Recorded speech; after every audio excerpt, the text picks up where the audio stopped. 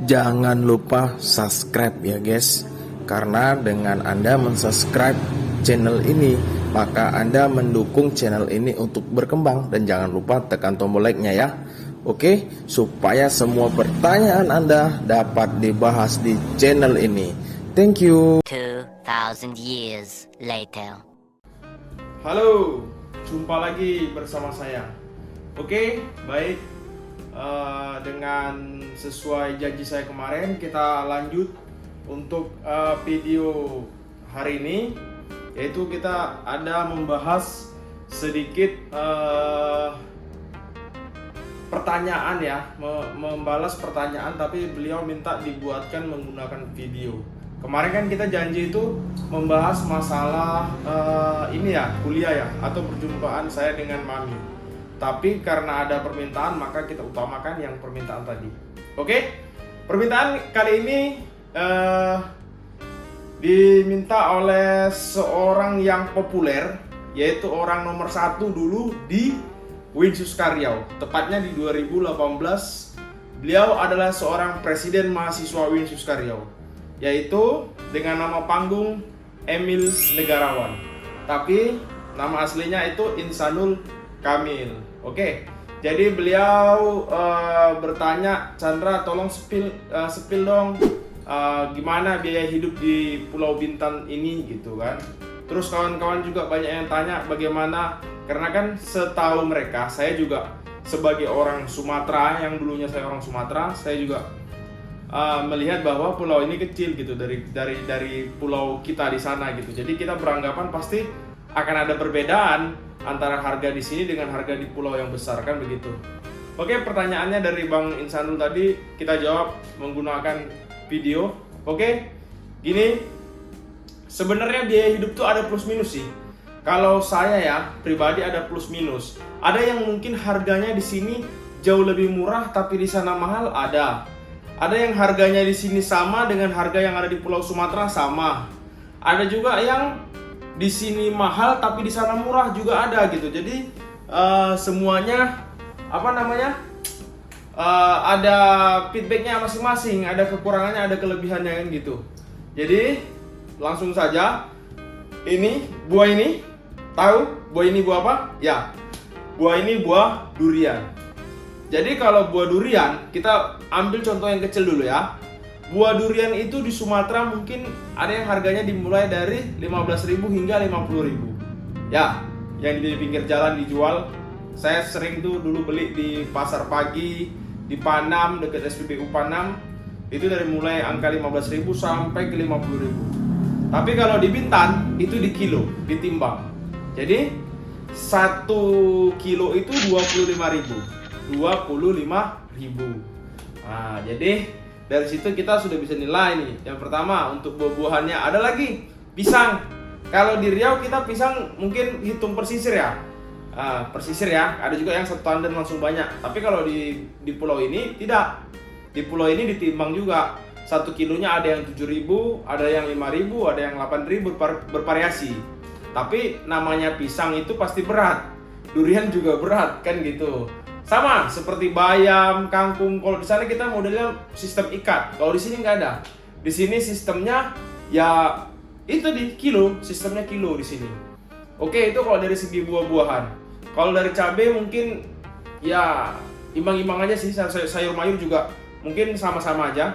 Karena di sini juga ada yang tanam gitu. Kecuali buah-buah yang spesial ya seperti manggis, itu mungkin agak susah dari luar kan. Seperti rambutan, mangga yang dari pulau luar itu mungkin ya itu akan lebih mahal sampai di sini. Kalau yang lain itu mungkin sama-sama aja. Kalau beras sama, tapi di sini kebanyakan itu barang dari luar negeri. Seperti ada minuman-minuman itu yang rasa-rasa itu seperti pen atau apa. Kalau di Sumatera kan mungkin kalau dicari betul ada ya. Tapi kalau selama saya tinggal di Sumatera saya belum pernah temui gitu. Kalau di sini banyak barang dari luar, jadi barang dari kayak Singapura, dari Malaysia itu gampang untuk sampai ke sini gitu impornya. Oke? Selanjutnya kita bahas masalah makan ya. Kalau masalah makan ini tergantung kita. Kalau saya dulu sebagai mahasiswa dulu waktu di Pekanbaru itu mungkin nasi goreng masih ada yang harga 8.000 sampai 10.000. Kalau di sini udah nggak ada, paling kecil itu 13.000. Oke, selanjutnya seperti Ampera. Kalau Ampera di Pekanbaru itu masih ada yang 8.000, 12.000. Kalau di sini selama saya di sini yang saya temui itu paling murah itu 15.000. Itu pun ya saya rasa kurang lah untuk rasa kan. Ada yang 18.000, tergantung. Tapi kalau untuk seperti itu memang mahal di sini gitu. Untuk biaya hidup selanjutnya, biaya pakaian apa segala macam itu ya saya rasa memang termasuk lebih mahal di sini sedikit begitu. Karena apa? Karena UMK di sini itu lebih besar daripada di Pekanbaru. Di sini itu 3.600.000 gitu. Dan bagaimana ya dibilang ya? Kalau di sini orang identik karena di sini kan banyak perusahaan, banyak industri nih. Di sini identik orang berbelanja setiap tanggal muda, tanggal 1 sampai tanggal 10. Sementara kalau kita kan tidak kita temui itu. Kalau di kota kita yang di Sumatera, contohnya di Pekanbaru, dan tempat saya tinggal mungkin di daerah-daerah Riau, itu mungkin jarang kita temui karena memang di sana industri sedikit. Jadi para pekerja itu jarang yang kerjanya gajinya bulanan. Untuk pekerja-pekerja buru-buru kasar itu banyaknya gajinya ya per hari, kalau nggak per hari per minggu kan gitu. Kalau di sini banyaknya memang per bulan. Jadi tanggal 1, tanggal 2 sampai tanggal 10 itu otomatis swalayan akan ramai. Gitu. Terus kita biaya hidup lagi ya. Kalau nongkrong-nongkrong itu ya saya rasa memang agak lebih mahal di sini ya. Karena minuman-minuman itu jus-jus apa segala macam ya memang agak mahal di sini. Karena begini pola pikirnya. Kita coba ambil contoh begini kawan-kawan. Ini pulau itu tidak pulau besar, pulau kecil. Seandainya ada pun yang menanam, ada yang membudidayakan, tentu tidak banyak seperti di Sumatera kan. Maka ada sebagian memang yang harus didatangkan dari luar. Sementara mendatangkan dari luar kemari itu kan butuh biaya transportasi dari Sumatera kemari atau dari Pulau Jawa kemari kan gitu. Atau dari luar negeri belum lagi kena bea cukai kan gitu. Jadi kalau yang namanya pulau kecil itu memang kebanyakan ya otomatis sembako itu akan lebih tinggi gitu. Makanya di sini UMK-nya juga lebih tinggi daripada di provinsi Riau ataupun di Pekanbaru gitu. Jadi biaya hidup kalau di sini memang rentan agak mahal ya. Tapi kan semua itu tergantung kita ya. Untuk Bang Emil, tergantung kita kan bisa mengkondisikan sebenarnya kebutuhan kita itu apa gitu. Jadi kalau memang kita tidak bisa mengkondisikan, mungkin dimanapun tempat kita tinggal pasti kita nggak bisa ini istilahnya bertahan hidup secara irit kan gitu. Tapi kalau memang kita bisa konsep komitmen, kita cuma beli kebutuhan, ya mudah-mudahan di sini tempatnya kita untuk mencari uang itu lebih bagus di sini karena memang UMK besar gitu. Jadi kalau memang kita terbiasa kita masak, terbiasa hidup kita biasa-biasa aja seperti keperluannya baju, bensin, motor, kendaraan apa segala macam itu sudah terpenuhi, saya rasa sudah gitu. Beda lagi kalau memang kita mampu ya, kita sudah berlebih, ya no problem, nggak ada masalah. Kalau kamu mau beli yang istilahnya di atas rata-rata ya silakan kan gitu. Tapi kalau saya pribadi memang di sini itu kalau kawan-kawan dari Sumatera itu merantau ke pulau ini, memang ini tempat yang bagus untuk Anda mencari modal. Nantinya modal ini digunakan lagi di Pulau Sumatera, dikembangkan lagi di sana. Karena kalau di sini itu harga tanah sudah luar biasa mahalnya. Gitu. Harga tanah sudah mahal, harga rumah di sini juga mahal gitu. Bahan-bahan bangunan juga mahal gitu kan. Jadi kalau dibilang hidup di sini itu sulit, ya tergantung kita ya. Kita sudah biasa dari kecil sulit. Tentu kalau kita hidup di sini kita ikuti gengsi, ya alamat kita bakal terpuruk kan gitu.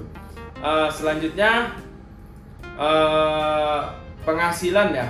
Di sini sumber penghasilan kalau di Riau kan ada karet, ada industri sedikit ya, ada sawit ya kan. Kalau di Pulau Bintan ini banyak industri, ada industri pertambangan, banyak sih, ada industri untuk galangan kapal dan banyak lain sebagainya. Jadi memang di sini kebanyakan hampir 70% masyarakatnya itu bekerja di industri tersebut gitu. Jadi memang sebagai buruh semua, sebagai pegawai. Mungkin adalah beberapa persen yang mungkin sisa dari 70% tadi itu ada yang nelayan gitu kan. Ada juga yang mungkin usaha gitu, bekerja untuk dirinya sendiri kan gitu. Jadi itu sudah terjawab ya Bang Emil. Untuk harga-harga memang terus terang berbeda, tapi ada juga yang kemungkinan di sini lebih murah. Seperti saya ambil contoh yang lebih murah di sini, hasil laut. Hasil laut di sini akan lebih murah daripada di Sumatera. Untuk khususnya di daerah Pekanbaru ya, Provinsi Riau ya. Karena di sini maaf kata kita 6.000 aja atau 8.000 kita sudah hampir dapat ikan laut itu sekilo ikan jebung tadi. Ada nama ikan jebung itu murah, gitu. Bahkan ikan jebung itu kalau orang dapat kadang nelayan kita cuma dikasih aja, nggak disuruh beli, gitu. Ada juga nanti udangnya, ada juga gonggongnya, ada juga gonggong kalau di sana mungkin terdengar seperti anjing ya, suara anjing ya. Tapi kalau di sini gonggong itu seperti siput gitu, seperti siput kan. Banyak lagi ada kepitingnya di sini. Kalau hasil laut saya akui memang lebih murah dibandingin dengan hasil laut yang ada di Sumatera. Karena memang komoditasnya orang di sini sebagian itu kan pekerjaannya. Itu aja sih. Terus uniknya lagi, pulau ini itu nyaman. Pulau ini nyaman dan tentram gitu. Pulau ini tidak seperti mungkin ya seperti di pulau-pulau yang lainnya gitu kan. Kalau pulau ini tentram karena memang penduduknya juga tidak terlalu banyak, tidak terlalu padat. Untuk kehidupan nyaman dah. Kalau untuk di hari tua, kita misalnya ini udah tua nih, kita mau habiskan hari tua kita di sini itu mantap, nyaman. Di sini juga masyarakatnya lebih akrab dengan kopi gitu. Jadi setiap pagi memang masyarakat di sini banyak yang ngopi dulu baru pergi bekerja gitu. Oke. Mungkin itu saja Bang Emil yang bisa saya jawab karena waktu juga sudah larut malam. Ke depan nanti kalau ada yang mau ditanyakan lagi saya akan jawab semampu saya dan berdasarkan pengalaman saya.